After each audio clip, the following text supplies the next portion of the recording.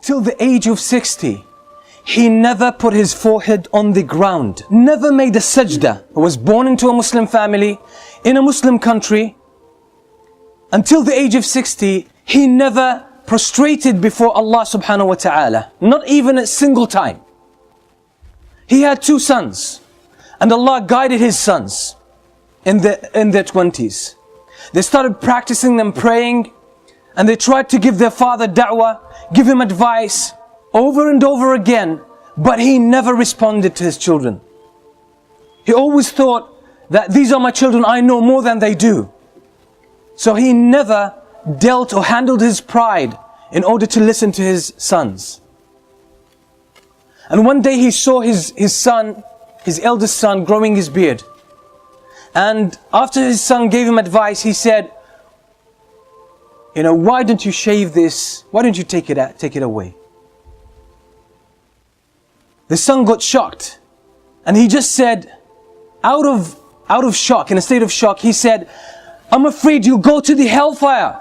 I'm afraid you'll go to the hellfire. He just got offended, and sometimes we mix our personal feelings with our concern for others in terms of da'wah. But subhanallah, it brought about good results. That very word shook the father. He started thinking about himself. And subhanallah, a few months later, the father sneaks into the masjid and makes his first prayer ever in the masjid, where his son leads the prayer. The son didn't know the first couple of times, but other people brought it to his attention. Understanding that his father has an issue with pride, he never spoke with his father about it. He said, it seems that he found his way, let him carry on his own. And that's exactly what he did. This man used to smoke 80 cigarettes every day. 80 cigarettes every day.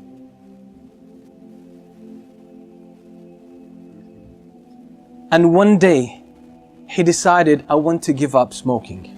And that was after listening to many classes delivered by his own son. He used to hide behind one of the poles in the masjid and listen to his son speaking. Listen to his son preaching, and he got impressed. His head turned around. His view of life, his outlook on life started changing. He realized, he thought he had a life. He thought he was leading a good life. But now he realized that this is the real life. It's in the masjid. Real life is when you connect with Allah subhanahu wa ta'ala. That's when you start to feel the sweetness of life and the sweetness of Iman.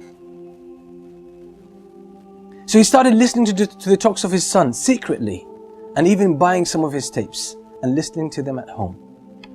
And ultimately one day, for those who can't give up any kind of addiction, they're stuck with some kind of addiction, cigarettes, alcohol, even any other thing. Sometimes sins could be very addictive.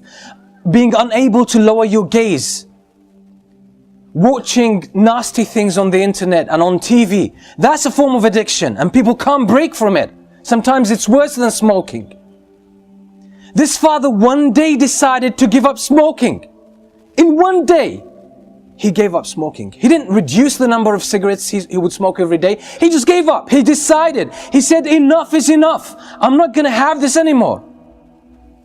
And he gave up smoking from 80 cigarettes a day to 0. So it's a matter of decision. It's a matter of commitment. And you can get all of this once you connect with Allah subhanahu wa ta'ala. Now I know the father. He is 73 years old now.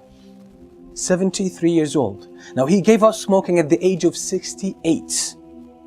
At the age of 68. Now, among the learned people that I know in my life, and I know a lot, he's one of the most outstanding.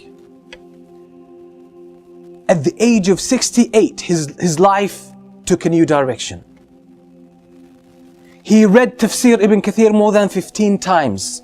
He read the Tafsir of Ibn Jarir al-Tabari, which is more than 20 volumes, more than 10 times. He read the history of Ibn Jarir al-Tabari so many times. He read the Silsila Sahiha by Shaykh al-Albani, Silsila Da'ifa, more than 30 volumes altogether. He read all of that.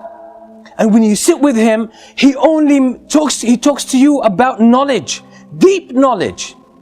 And sometimes you talk to some of our youth and they say, you know, seeking knowledge is hard. It's difficult. What about this man? How much memory has he got left at the age of 68? That now he's one of the strong students of knowledge in his own country.